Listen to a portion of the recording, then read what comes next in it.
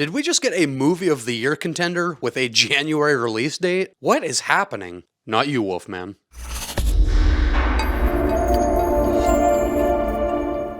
Hey, what's going on, everybody? Welcome back to the channel, and today we're going to be talking about Companion. And for a little context, this is a movie I've been looking forward to since like September, October, when they started showing trailers for it in the theater. You know, first of all, you have Jack Quaid, who I absolutely love, even more now that he appears on Red Letter Media. Don't ask questions. Just consume product and then get excited for next product. And you have Sophie Thatcher, who really impressed me last year with Heretic. So you have these two sitting at a dinner table, with him seemingly like forcing her to put her arm out over an open candle flame, and just this single tear coming down her cheek. And then I unfortunately saw another trailer for this movie when I went to go see Wolfman, and it kind of ruined a big aspect of the movie for me.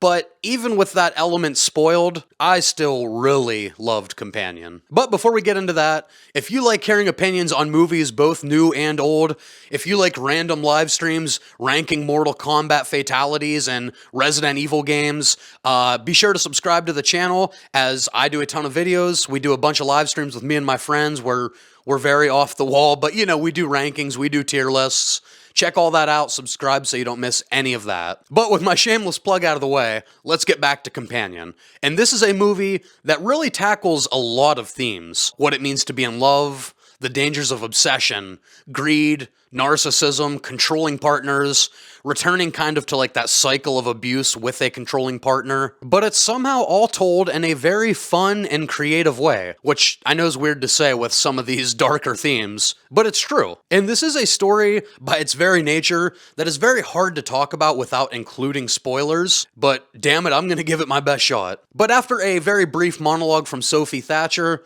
this movie kicks off with our main characters, Josh and Iris, going on like this weekend getaway at a cabin with a bunch of Josh's friends when things take a very dark turn. So as a natural jumping point, let's get right into our main characters, Josh played by Jack Quaid and Iris played by Sophie Thatcher. These two absolutely crush their performances. Jack Quaid, I love the dude, and he just continues to pick winning roles. The dude knows what he's looking for in a script, and the good thing is whenever you see his face in a trailer, you can almost guarantee that's going to be a good project, which is why I'm also excited for his next project, Novocaine, coming out in March. I'll be there day one. And then on the other end, you have Sophie Thatcher, who is fantastic in this movie. Like, I think we are seeing a superstar in the making. As great as Jack Quaid is, I think Sophie Thatcher is definitely the star in this movie. And just the gradual character changes we see in both of them, slowly peeling the layers back to see who these people really are, especially Josh, is just, it's done wonderfully on both accounts,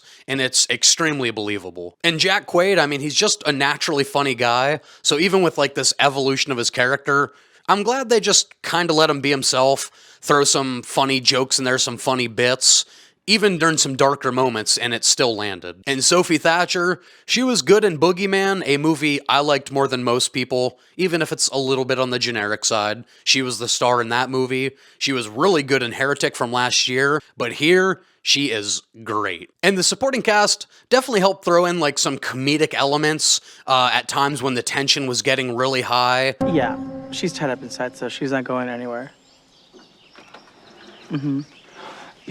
Eli, Iris, shh, baby, you're on the phone. Credit to the editing team as well, with just some hilarious cuts that I was not ready for. Genuinely had me laughing my ass off in the theater. But the bigger surprise for me is that the supporting cast also had some moments to shine, with a few of the more emotional moments in the movie. Most notably, Lucas Gage and Harvey Julia Guglia. Julia's last name's gonna be Guglia. Julia Guglia. That's funny. Why is that funny? I don't know. And also, for this being a horror comedy, this movie is genuinely pretty funny, but never in a way that like steps on the toes of the underlying tension that's building. Like a lot of times for me, movies in this genre tend to rely too heavily on one aspect or the other. Like it's too scary where the comedy doesn't work, or it's too goofy where you never really feel the elements of like a thriller or a horror. This movie strikes a pretty damn good balance. And it doesn't surprise me considering Zach Cregger is one of the producers on this movie, the same guy that was behind Barbarian. I think that movie also had a very good balance with that. And while not being a full horror movie, I think Companion does have a few pretty nice kill sequences.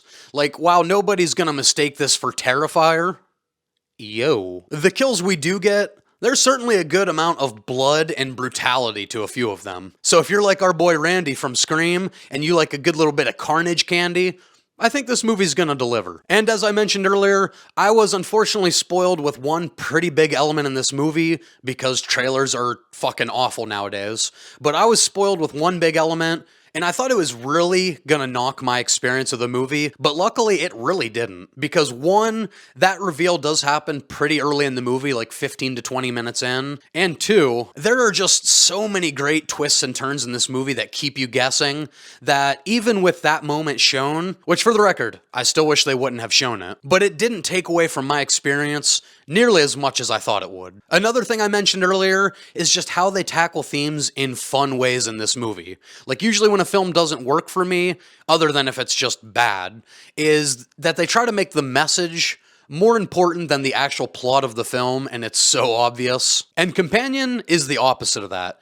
Companion gets its point across without ever feeling like it's preaching to the audience, but yet you still know what they're going for, and that is always refreshing in this day and age. And what genuinely surprised me is while the movie has a pretty big emphasis on like this cycle of abuse between some partners, there's another love story here that has like a genuinely happy, solid foundation between two people that really care about each other. And I really enjoyed that, because most movies like this, the entire focus is just that one relationship and the downside of like, you know, toxic relationships, abuse, obsession, all that stuff. This one kind of branches out and it gives us another solid relationship that we can kind of hang our hats on. And that's, you know, that's kind of a nice change. And I've talked about this before, but I'm always going to consider this a positive. This movie's like a nice, tight 90-minute script. It gets in, it tells its story, it gets out. In a time where every movie feels like it has to be like a 2.5-hour, 3-hour epic, man, do I always appreciate a good 90-minute story. Now, as far as what I'm mixed on, it's really only two things. One is kind of the fault of the marketing, and I guess the fault of my own expectations. But this really isn't what I would classify a horror movie. It's more of like a thriller sci-fi comedy. Again, it's kind of my own fault going in. It has horror elements, certainly, but it doesn't feel like a genuine horror film. So just be ready for that when you go in. And number two that I've already touched on is just that damn trailer. Like, I will never understand the decision to reveal such big key elements to your movie in a trailer. This is like the 2024 Abigail situation all over again, except personally, I enjoyed Companion much more than Abigail. And as much as I already adore this movie, I could have enjoyed it even that much more if I didn't know this first act reveal was coming. Thanks for the movie spoilers. Now I could save the $10 I was gonna spend on a ticket, because I know absolutely everything that happens in that movie now, you fucking. And as far as my only negative, which I really can't get into here because it's kind of spoilery, but there are a few holes in the logic throughout the movie where certain characters, like, they aren't supposed to do certain things, they're not supposed to be able to do certain things. And if you really kind of backtrack, I think there are moments where they break that a little bit. So a few holes in logic, but not nearly enough to take me out of the movie. I still really loved Companion. And whether you know the first act twist or not, if you've seen that second trailer, hell, if you've even seen the poster, it gives it away. But whether you know it or not, I would still absolutely recommend this movie to you. Go out and see it as soon as possible, because it is genuinely a great movie and a fun time at the theaters. So I'm giving Companion a 9 out of 10, and I'm already predicting this is going to be a top 10 movie of 2025 for me, which is weird to say with 11 months to go. But damn it, this is a great movie. Alright guys, but that is going to do it for my review of Companion. If you have seen this movie, drop it down in the comments. Let me know if you enjoyed this as much as I did, or if you were kind of disappointed with it, how you'd compare it to like your 2024 horror movie list.